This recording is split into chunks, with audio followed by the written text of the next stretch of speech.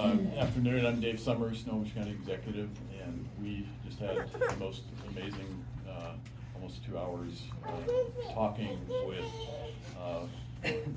county staff, the senator staff, people with lived experience.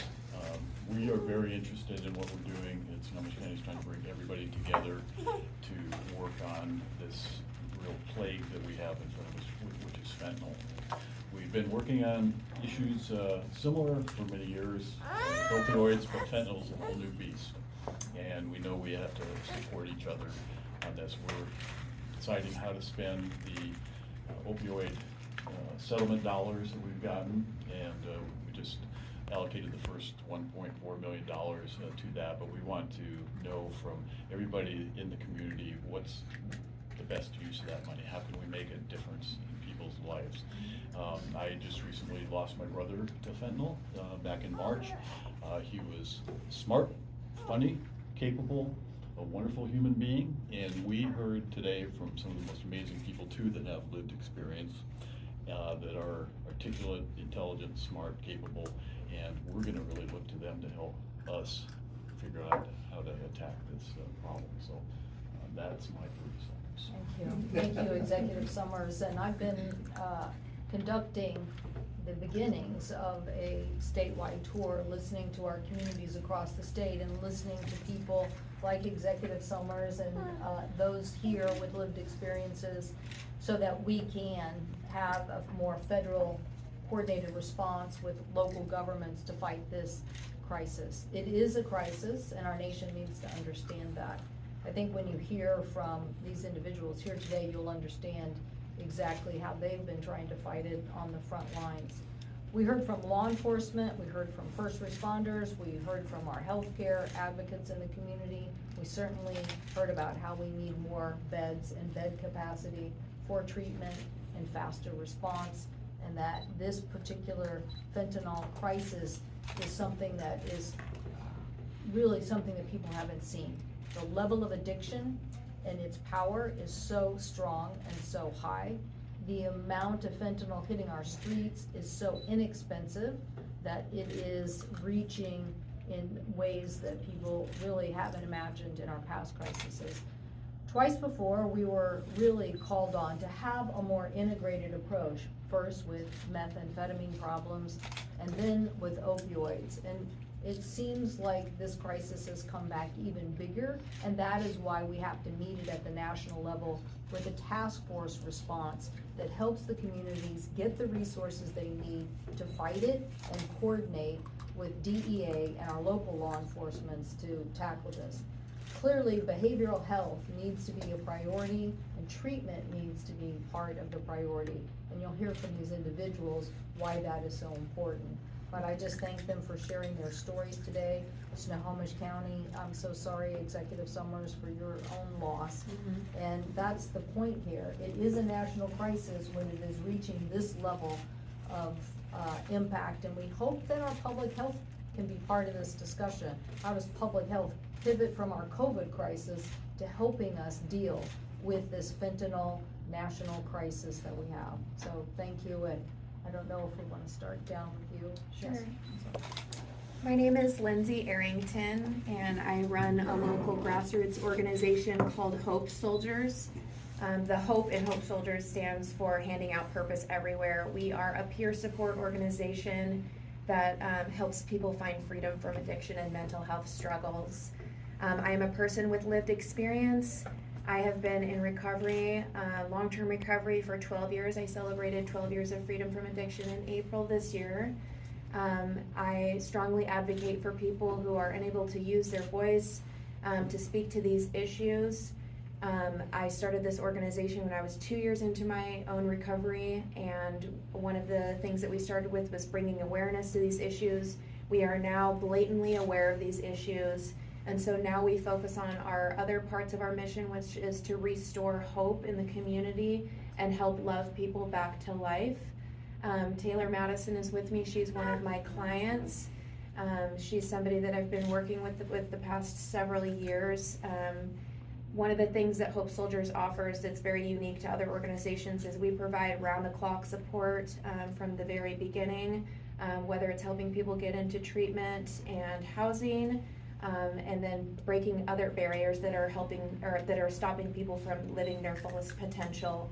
And Taylor can speak more to that, but I'm super grateful to be able to be here today and to have been able to share my thoughts with Senator Cantwell. And I feel like some of the main priorities here are access to treatment, removing barriers to accessing treatment, and mandating treatment for those who are unable to make the choice for themselves.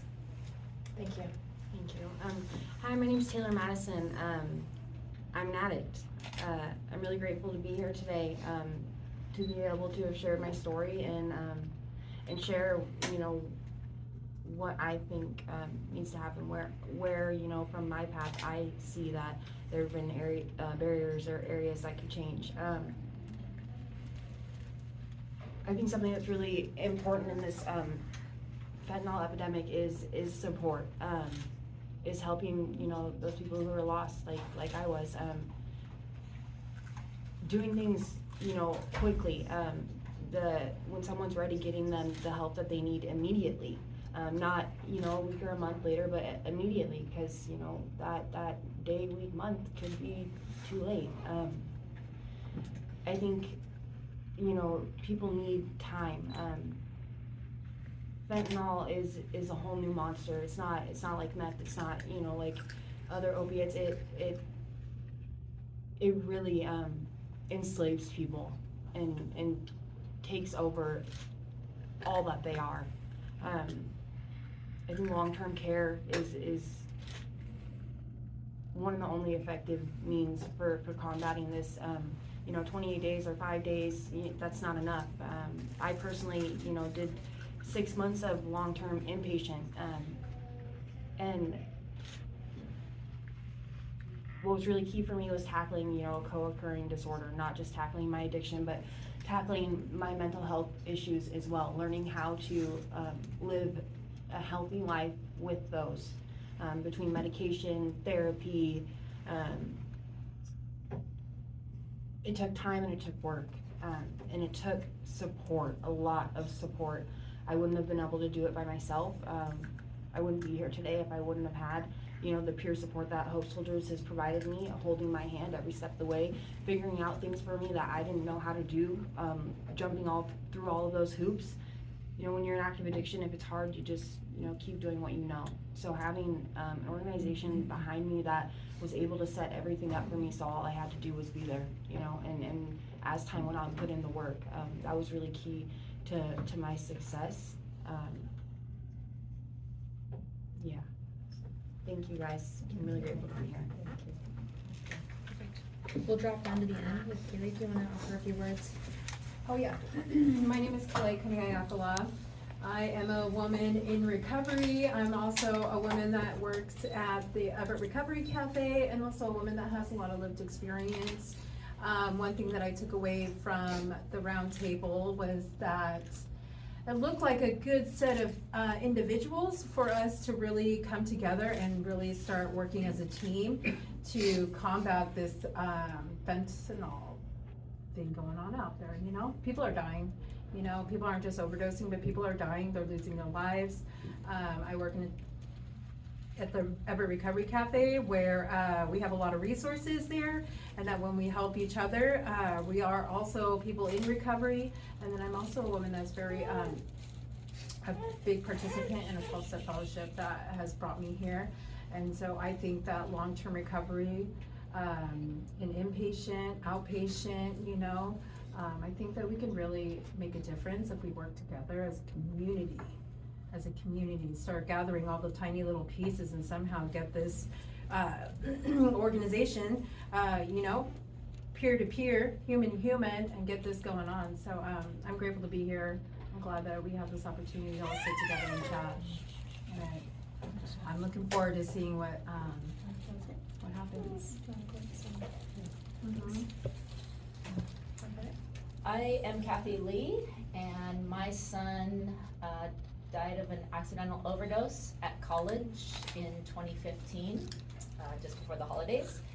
And I have since met with Snohomish County Health District. They did a forum where I met two other women, and we decided to start the International Overdose Awareness Day, and we host it here in Snohomish County. We try to be as inclusive and try to dispel the stigma of the programs, such as needle exchange and housing, and also hear from personal stories. And each year we have a theme, and we try to highlight some of the programs that are very controversial. We are doing it again this year. One of the things that was the worst for us is we did not fit the profile of an addicted son. We were a two-parent family, we had an income, we were well-known in the community, volunteers. We did not fit the profile, so we were trying to dispel that this is an everybody problem. As you know, executive, this does not go down party lines, it does not go down race lines, it does not go down age lines.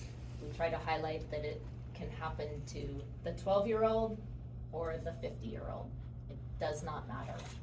This is an everyone problem, and I pretty much guarantee that it has affected someone's life one way or the other.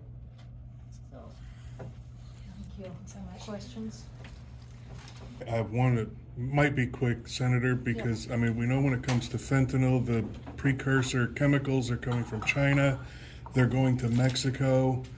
I mean, how can we stop this from happening? The Chinese, claim to be cooperating, but I don't think they really are. Well, we discussed this with the law enforcement here, and I'm sorry they're not in this room to give you a response on their take, because they want us to fight this, and they want us to fight it here. But I'm very cognitive that we live on the I-5 corridor, which means that we are an easier distribution path. There are people that gave us, the tribal chair from the Tulalip was here, and they are talking about rooting out this problem in individual communities and neighborhoods.